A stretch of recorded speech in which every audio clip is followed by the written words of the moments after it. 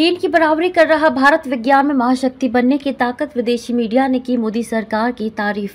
भारत आर्थिक शक्ति होने के साथ ही विज्ञान महाशक्ति भी बन सकता है। नेचर ने अपने संपादकीय में कहा कि जीडीपी का महज 0.64% खर्च करके भारत अंतरिक्ष में बड़ों की बराबरी कर रहा है, इसलिए और अधिक निवेश से वह महाशक्ति के रूप में उभर सकता है। संपादकीय में शोधकर्ताओं के हवाले से कहा गया है कि पूर्ववर्ती सरकारों द्वारा देश में बुनियादी अनुसंधान की उपेक्षा की गई।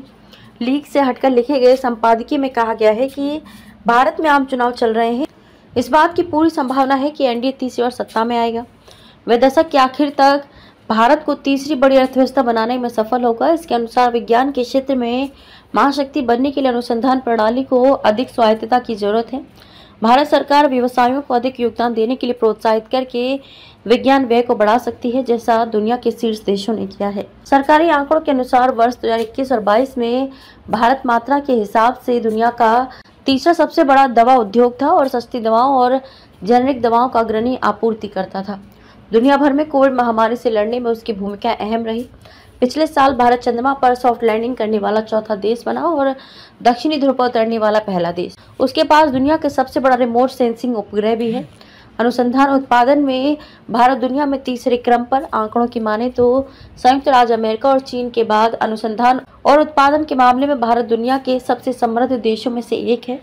वर्ष 2014 से 2021 तक विश्वविद्यालयों की संख्या 760 से बढ़कर 1113 हो गई। पिछले दशक में 7 और आईआईटी स्थापित किए गए, जिससे इनकी कुल संख्या 23 हो गई है।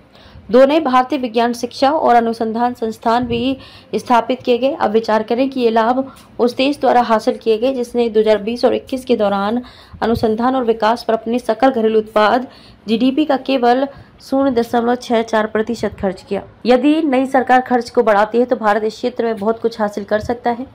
भारत का विज्ञान खर्च 2020 और 21 में 57.9 अरब डॉलर रहा। पिछले महीने प्रकाशित आंकड़ों के अनुसार वर्ष 2022 में आर्थिक सहयोग और विकास संगठन OECD में 38 उच्च आय वाले देशों का औसत R&D व्यय लगभग 2.7% था, जबकि चीन ने 2.4% खर्च किया। DST के अनुसार पूर्ण रूप से क्रय शक्ति समानता PPP के समायोजित भारत का विज्ञान खर्च 2014 और 15 में 50.3 अरब अमेरिकी डॉलर से बढ़कर 2020 और 21 में 57.9 अरब डॉलर हो गया।